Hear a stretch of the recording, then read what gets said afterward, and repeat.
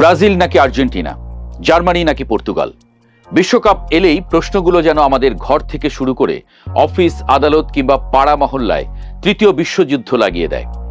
শুরু হয় কার চেয়ে বড় পতাকা কে বানাতে পারে। কিন্তু এবারের বিশ্বকাপটা হয়তো হতাশার হতে যাচ্ছে বাংলাদেশের ফুটবল প্রেমীদের জন্য। ম্যাচের সময় টিভি খুলে রিমোট চালাচালি করে দেখতে নাও পেতে পারেন বিশ্বকাপের কোনো ম্যাচ, কারণ বাংলাদেশের কোনো চ্যানেলই বিশ্বকাপের সম্প্রচার রাইট কিনতে পারেনি।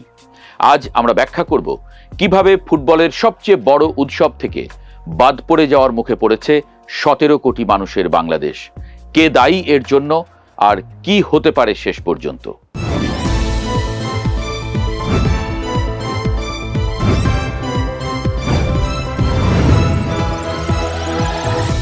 আগে একটু পেছনে ফিরি।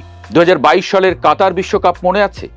সেবার টেরিস্টেরিয়াল রাইটস কিনেছিল বিটিভি, টি স্পোর্টস আর জিটিভি কিনেছিল স্যাটেলাইট রাইটস, আর টফি কিনেছিল ডিজিটাল স্ট্রিমিং। 64টা ম্যাচ, সবগুলোর সরাসরি সম্প্রচার দেখেছে দেশের কোটি কোটি ফুটবল প্রেমীরা। বিটিভির সেই রাইটস কিনতে খরচ হয়েছিল 98 কোটি টাকা। আর 2018 সাল বিটিভি রাইট পেয়েছিল বিনামূল্যে, মানে সম্পূর্ণ ফ্রিতে। শুধু বিজ্ঞাপন থেকে আয় হয়েছিল 1.5 কোটি টাকা। তাহলে এবার হঠাৎ কি হলো যে 200 কোটি টাকার দাবি উঠে এলো?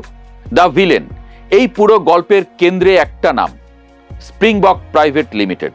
সিঙ্গাপুর ভিত্তিক এই কোম্পানি ফিফার কাছ থেকে বাংলাদেশ সহ দক্ষিণ এশিয়ার কিছু দেশের মিডিয়া রাইটস কিনে রেখেছে। এরপর তারা বাংলাদেশের চ্যানেলগুলোকে সেটা সাব লাইসেন্স দেওয়ার প্রস্তাব দিচ্ছে। দাম কত চাইছে? বিটিভিকে পাঠানো প্রস্তাব অনুযায়ী মূল দাম 151 কোটি টাকা, আর ট্যাক্স ভ্যাট যোগ করলে মোট দাঁড়ায় প্রায় 200 কোটি টাকা। বিটিভির একজন সিনিয়র কর্মকর্তা নাম প্রকাশ না করে বলেছেন, বিটিভির বার্ষিক বাজেটই হলো মাত্র 3 কোটি টাকা। সম্প্রচার সত্ত্বেই যদি 200 কোটি টাকা খরচ হয়, তাহলে চ্যানেল চলবে কিভাবে? একটু থামুন।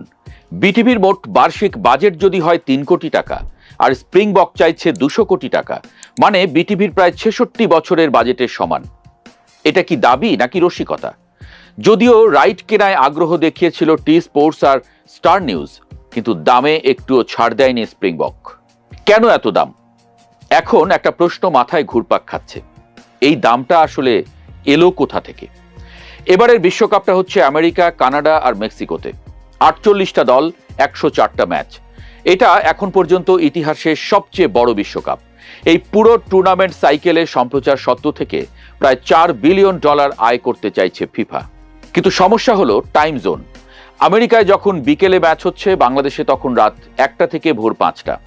104টা ম্যাচের মধ্যে 52টা ম্যাচ শেষ হবে রাত 4টার আগে, আর বাকি 52টা শুরু হবে 4টার পরে। রাত 3টায় ম্যাচ দেখার জন্য বিজ্ঞাপন দাতারা কি টাকা ঢালবে? দর্শক কি থাকবে? এই হিসাবটা কোনো চ্যানেলের মাথাতেই মেলে না। শুধুই কি বাংলাদেশ? এখন অনেকে ভাবতে পারেন, এটা কি শুধু বাংলাদেশের সমস্যা? না, এই সমস্যা আরো অনেক বড়। ভারতে জিও স্টার অফার করেছে $2 কোটি, ফিফা চাইছে কমপক্ষে $3.5 কোটি। দুই পক্ষ রাজি হচ্ছে না, সনি আগ্রহই দেখায়নি। চীনের সিসিটিভি থেকে ফিফা চেয়েছিল $25 কোটি, পরে কমিয়েছে, তবুও কোনো ডিল হয়নি। পাকিস্তান ও মিয়ানমারেও একই অবস্থা। মানে বাংলাদেশ, ভারত, চীন, পাকিস্তান এই দেশগুলোর মোট জনসংখ্যা পৃথিবীর মোট জনসংখ্যার প্রায় 40%। আর এই 40% মানুষ এখনো জানে না বিশ্বকাপ দেখতে পারবে কিনা।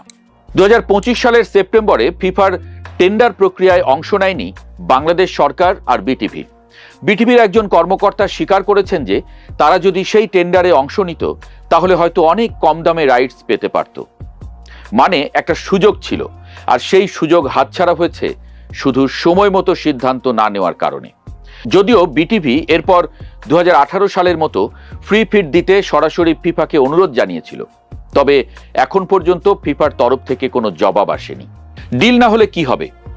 ধরুন শেষ পর্যন্ত কোনো ডিলই হলো না, তাহলে কি হবে? টি স্পোর্টস একটা সাব লাইসেন্স ব্যবস্থায় চুক্তি করতে পারে বলে সূত্র জানিয়েছে, তবে সেটা এখনো নিশ্চিত নয়। আর যদি সত্যিই কোনো ডিল না হয়, তাহলে ফিফা প্লাস প্ল্যাটফর্ম হয়তো লাইভ স্ট্রিমিং দিতে পারে, কিন্তু সেটা দেখা যাবে শুধুই ইন্টারনেটে, যা সবার কাছে সহজলভ্য নয়।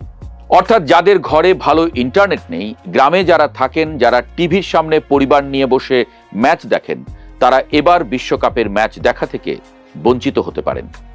প্রতি 4 বছর পর পর বাংলাদেশ 2 ভাগ হয়ে যায়, ব্রাজিল আর আর্জেন্টিনা নিয়ে। পাড়ার দোকানে রাত জেগে চায়ের কাপ হাতে ম্যাচ দেখা, ছাদে পতাকা টানিয়ে বিশ্বকাপের উত্তেজনায় চিৎকার করা, এই সংস্কৃতিটাই এবার হুমকিতে পড়েছে। কারণ শুধু একটাই, সিঙ্গাপুরের কোম্পানি 200 কোটি টাকা চাইছে, আর সরকার সময় মতো টেন্ডারে অংশ নেয়নি। বিশ্বকাপ শুরু হতে আর 1 মাস সময়ও বাকি নেই। এই ভিডিও ভালো লাগলে আপনার পরিচিত যে ফুটবল প্রেমীরা আছেন তাদের সঙ্গে শেয়ার করুন। দেখা হবে নতুন কোনো পর্বে।